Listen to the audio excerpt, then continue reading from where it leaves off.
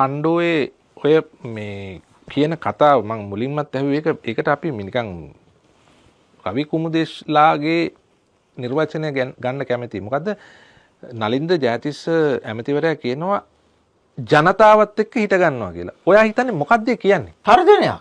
ජනතාවත් එක්ක හිට ගන්නවා කියලා මේ රටේ කිව්ව හැම ඇමති කෙනෙක්ම මේ රටේ ඒක කිව්ව හැම ජනාධිපති කෙනෙක්ම මේ රටේ ඒක කිව්ව හැම ආණ්ඩුවක්ම ඊට පස්සේ කරේ මිනිසුන්ගේ ඔලු පළපු එක, ඇසු ගුල්ලපු එක, ගහපු එක, මර්ධනය කරපු එක. ඕක ඊට කලින් කෙහෙලි රඹුක් කැල්ලත් රවි කුමුදේශ්ගේ නම කියලාම කිව්වා. ජනතාවට ආරාධනා කරා මේ කාලකන්නින්ට ගහපල්ලා කියලා. දැන් ජනතාව ඊට සුමානකට පස්සේ තමයි හිරේ ගියේ. දැන් සේපල් ජනතා උසිගැන්වීමක් ඇවිල්ලා ඔබ දැන් මේ දියත් කරන වැඩ වර්ජන වලට යම් බලපෑමක් සංවිධානාත්මකව අපි කියන්නේ මේක ආණ්ඩුවෙන් කරනවා කියලා. නමුත් සංවිධානාත්මකව යම් කණ්ඩායමක් ඔබට විරුද්ධව නැගිට්ටොත් මොකක්ද ඒකට ගන්න ක්‍රියාමාර්ගය? ඒකත් මං කියන්නේ එහෙමයි. එහෙම සංවිධානාත්මකව ජනතාව නැගිටලා ගැහුවයි කියන හැම අවස්ථාවකම ඒක කරලා තියෙන්නේ මේ රටේ එක්ක ආණ්ඩුව, එක්ක මේ රටේ දේශපාලඥයෙක්, එක්ක මේ රටේ කවුරු හරි පාතාලේ හසුරවන කෙනෙක්. ජනතාව එහෙම සංවිධානය වෙච්ච අවස්ථා ලෝකේ නෑ. නෑ ඕක මුලින්ම අර හාල් ප්‍රශ්නේ ආපු වෙලාවේ ඩඩ්ලිලත් එක්ක සාකච්ඡාවේදී ජනාධිපති අනුර කුමාර දිසානායක කිව්වනේ ඕගොල්ලෝ හාල් හංගන් ඉන්නවා කියලා මම මිනිසුන්ට කිව්වොත් මොකක් වෙයිද කියලා ඇහුවා. මේක නලින්ද ජයතිස්ස ඇවිල්ලා පාර්ලිමේන්තුවෙත් කිව්වා. තර්ජනයක්. ඔව්. නමුත් ඒගොල්ලෝ හිතන විදියට මේ 68 ලක්ෂයක් ඡන්දෙ දුන්නයි කියලා ඒ මිනිස්සු මේ පාරට බහැලා මේගොල්ලෝ කියන මිනිසුන්ට ගහන්න යන්න පිස්සු විකාරයක් මේ කාටවත් නැහැ. ඕක තේපාල් ඉතිහාසයේ හැමදෑම උනේ දේශපාලඥයෝ මේක සංවිධානය කරලා දේශපාලඥයෝ මේක ලෑස්ති කරලා දේශපාලඥයෝ මේක කරලා ජනතාව කරා දැන් ජනතාව විමුක්ති පෙරමුණටත් ගහපු තරමක් ගැව්වේ ජනතාව. හැබැයි දැන් කියන්නේ ඔය කොමිෂන් වල බටලන්ද කියලා එකක් තිබ්බා ප්‍රේමදාස කියලා එක්කෙනෙක් හිටියා එහෙම කියලා. ඒවා තියෙන්නේ වාර්තාවලනේ. හැබැයි ගහලා තියෙන්නේ ජනතාවනේ. ඉතින් ඒ නිසා ඔය ජනතාව කියලා කරන්නේ ආණ්ඩුවමයි. ඒ ආණ්ඩුව ඒක කරන්නේ ජනතාවගේ නමින් ඒක තර්ජනයක්. අපිට කියන්න තියෙන්නේ සෞඛ්‍ය වෘත්තීය වේදීන් විදිහට අපිට ගහන්න මෙච්චර කල් කවුරුත් ඇවිල්ලත් නැහැ. අපි මේ වර්ජන ආණ්ඩු බේරගෙන ආණ්ඩු වලට විරුද්ධව කරලත් නැහැ. ආණ්ඩු පෙරලන්න අපි වර්ජනය කරලත් නැහැ. ඒතකොට අපිට එහෙම තර්ජනය කරපු අය හිටියට අපි මේ ක්‍රියාවලියේදී සෞඛ්‍ය ඇමතිවරුන් හිරේයාම දක්වා අරගල කරලා තියෙනවා. ඒත් අපිට ජනතාව සහයෝගය දීලා තියෙනවා. ඉතින් මේ වෙලාවේ ජනතාව අපිට ගහන්න එනවා නම් ඒ ආණ්ඩුවම තමයි. ඒ කියන්නේ මේ අර මහාචාර්ය සරච්චන්ද්‍රට කාණුවේ දාගෙන බයිසිකල් චේන් වලින් ගහපු UNP එකේ මොකද්ද මේ වෘත්තීය සමිතිය ජාතික සේවක සංගමය. ඒ ඇවිල්ලා ගොඩක් ඉස්සර මම හිතන්නේ ඒක උඟක් දෙනකොට මතකත් නැතුව ඇති. ඊට පස්සේ මේ විදිහට පහර දීම් සිද්ධ වෙලා තියෙනවා. ඒ කියන්නේ ආණ්ඩුවේ මැරයෝ වෘත්තීය සමිති වලින් වෘත්තීය අයිතිවාසිකම් ඉල්ලන අයට පහර දීලා තියෙනවා. දැන් මේ නලින්ද ජයතිස්ස කරන්නේ තර්ජනයක් නම් ඒක ක්‍රියාත්මක වෙයි කියලා ඔයා හිතනවාද? ඒ කියන්නේ ජනතා විමුක්ති පෙරමුණ ප්‍රධාන NPP ආණ්ඩුවෙනොත් ඒ විදිය මැර ප්‍රහාරයක් වෘත්තීය අයිතිවාසිකම් ඉල්ලන අයට එරෙහිව සිද්ධ වෙයි කියලා ඔයා හිතනවාද? මේවයි මේ ආණ්ඩුවේ හැසිරීම ගත්තාම මේ වර්ධනයට හෝ මේ කාරණාවට මූණ දෙන ස්වභාවය අනිත් ආණ්ඩු වලට වඩා ටිකක් දරුණුයි.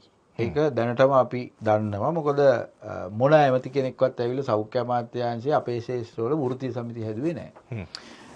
මොන වෘත්තීය සමිතිය හැදුවත් ඒ වෘත්තීය සමිතිය ඒ කියන්නේ අපි අපේ භාෂාවෙන් කියනවා රෙදි නැතුව ආණ්ඩුව වෙනුවෙන් වෘත්තිකය පාවලා දුන්නේ නැහැ. දැන් මේ අපේ ඉන්නවා 103කට අඩුයි. ඒ අය ඒ කියන්නේ කොන්දේසි විරහිතව ආණ්ඩුව වෙනුවෙන් පෙනී හිටිනවා.